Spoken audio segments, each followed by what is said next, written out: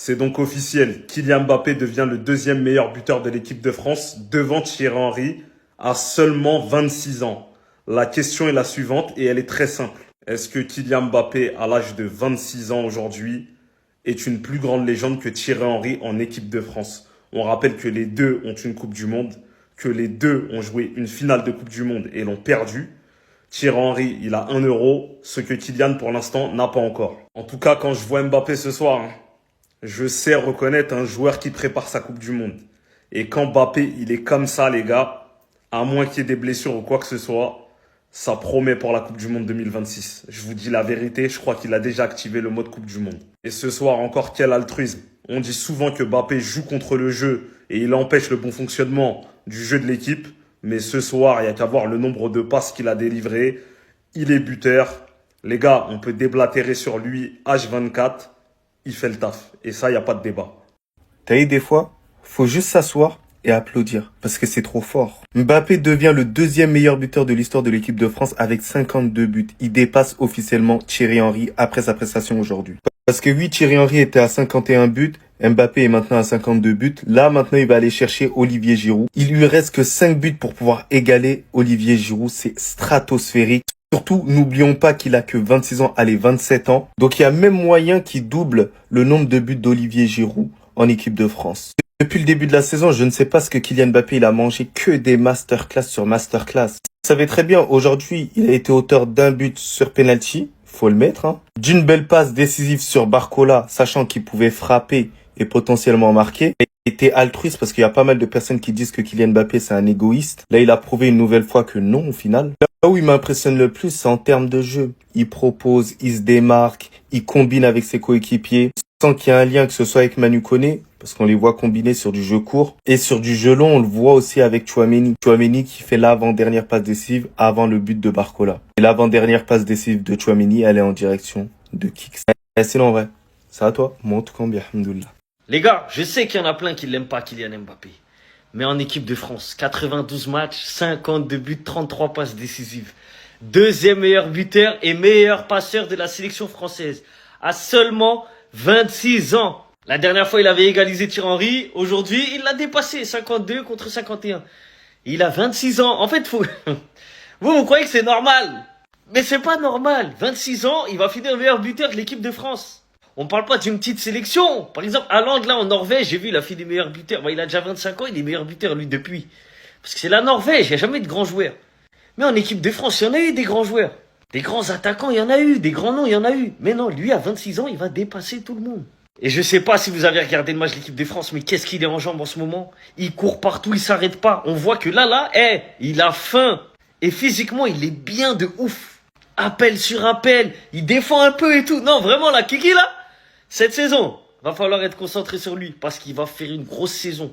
Bon, maintenant, on est sur le compte du VS, donc on est obligé de faire un petit VS pour finir. Pour vous, Mbappé, plus grand joueur que Thierry Henry ou pas? Répondez honnêtement, avec des stats, avec des trophées, avec des choses, des concrétisations, des choses qui ont été faites, pas juste avec votre cœur. Répondez. Pendant qu'on a honte d'avoir galéré contre l'Islande, dites-vous que les joueurs moldaves vont avoir honte de rentrer chez eux devant leurs femmes. C'est quoi ça? Ils ont pris 11 buts. C'est plus d'un but toutes les 10 minutes. C'est une dinguerie de ouf. Dites-vous, Haaland, il a mis 5 buts. Il y a un de ses coéquipiers, Asgard, qui en a mis 4. Dans la même équipe, il y a un mec qui a mis un quintuplé et l'autre un quadruplé. Rendez-vous compte l'humiliation que c'est. J'ai une stat choquante pour vous. Haaland est le seul joueur du 21e siècle à avoir marqué 3 quintuplés. Il n'a que 25 ans. Non, vous ne rêvez pas. Messi et CR7 ont marqué 2 quintuplés en carrière. Il en a déjà mis 3. Il a 25 ans. C'est qui ce monstre? C'est qui ce cyborg? Où est-ce qu'il va s'arrêter? Aujourd'hui, c'est 5 buts, 2 passes décisives. Et en plus, il a laissé un penalty à son pote. Il aurait pu mettre 6 buts et 2 passes D en un match. En un match. Il joue avec la Norvège. Une nation qui n'est pas une des meilleures nations de football en Europe, évidemment. 45 matchs, 48 buts, 5 triplés. Avec la Norvège, j'ose même pas imaginer s'il était en équipe d'Angleterre. J'ose même pas imaginer c'est quoi ses stats avec la Norvège. En carrière, c'est 376 matchs, 310 buts. 376 matchs, 310 buts. Où est-ce que vous avez vu des stats comme ça? Il a 25 piges. Mais lui, il va les avoir les 1000 buts à la fin de la carrière. On dit CR7, il va les avoir peut-être, lui, il va les avoir sûr. S'il se blesse pas, c'est une dinguerie. En attendant, les gars, ce match, il m'a fait relativiser. Je me suis dit, voilà, l'équipe de France, ils m'ont pas satisfait. Et je pense au peuple moldave, qui ont allumé leur télé sur la une. Ils ont dit, petit match contre la Norvège, peut-être c'est un peu abordable, ça va être compliqué. Ils ont pris 11 buts. Ils ont pris 11 buts. Je pense qu'ils sont tous allés se coucher à la mi-temps. Ils ont pris 11 buts. Donc ne nous plaignons pas et ayons une pensée pour le peuple moldave qui n'ont même pas marqué. C'est un CSC de la Norvège. Subhanallah. 11-1. Bon les gars, pour commencer, heureusement que ce score n'a pas eu lieu en Afrique. Sinon ça allait commencer à dire, ouais, l'Afrique est faible. Non, ça a été fait en Europe, vous en faites pas, y a pas de souci. Mais le problème, c'est qu'il y a Vla les Haaland, en fait. Et des Asgard, c'est une dinguerie.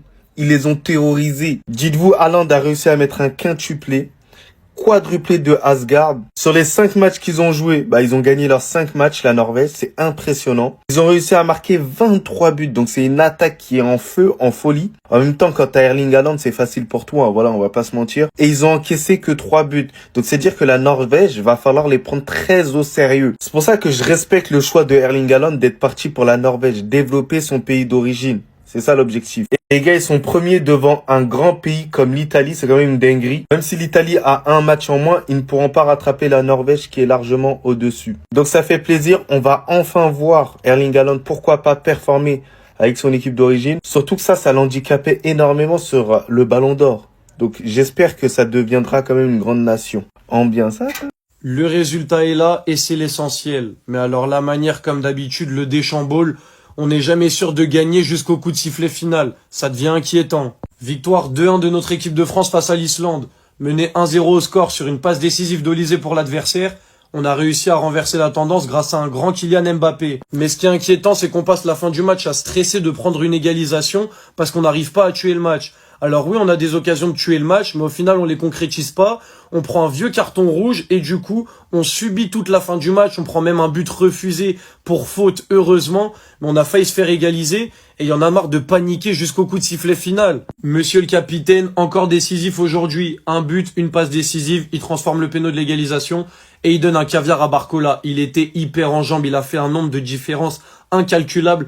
Merci Mbappé pour ton match, c'était de la grande classe encore aujourd'hui. Pour moi, c'est l'homme du match. Tchouaméni qui faisait un bon match jusqu'à la 60e, qui vient nous faire la spéciale Tchouaméni, un tacle très dangereux. Mais là, comme tu n'es pas au Real Madrid, tu n'es pas protégé par la Liga, ça paye cash, on prend un carton rouge. Et c'est notamment à cause de ça qu'on se chie dessus, littéralement toute la fin du match. Gros respect à Manu Koné qui fait un match incroyable au milieu de terrain et aussi à Dayo Upamecano.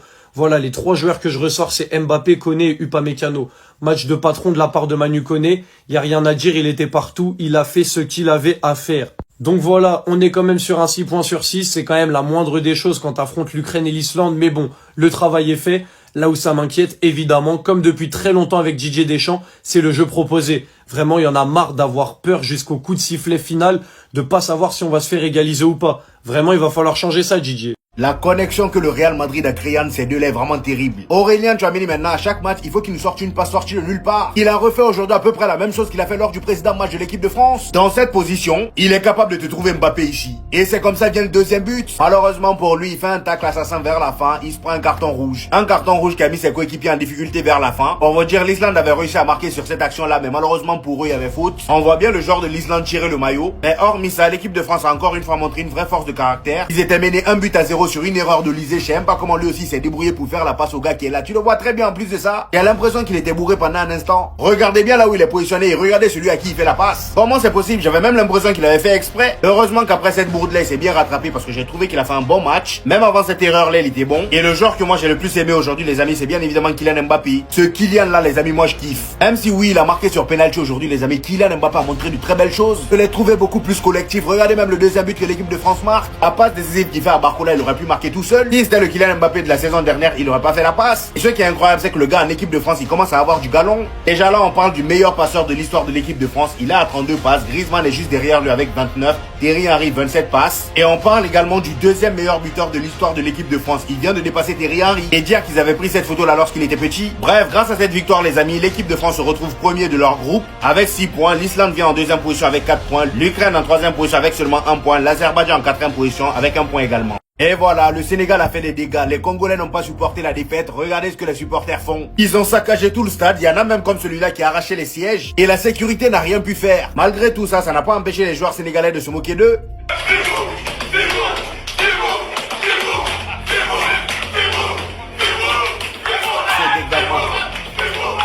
Et du côté du Nigeria, malheureusement, les choses se compliquent. Après leur match nul face à l'Afrique du Sud aujourd'hui, voici ce qu'on nous dit. Le ticket direct pour le Mondial 2026 ne sera pas, sauf miracle pour le Nigeria. Et au moment où je vous parle, ils sont actuellement deuxième avec seulement 11 points en 8 matchs. Donc là, clairement, ça va être compliqué d'être parmi les 4 meilleurs deuxièmes. Et bien évidemment qu'ils sont pas les seuls dans ce bourbier. Le Cameroun aussi, c'est pareil. Contrairement au Nigeria, je trouve que le Cameroun a un peu plus de chance par rapport à eux. Parce qu'ils ont accumulé plus de points, c'est-à-dire 15 points en 8 matchs, contrairement au Nigeria qui a fait seulement 11 points. Donc il y a un petit espoir pour terminer parmi les 4 meilleurs deuxièmes.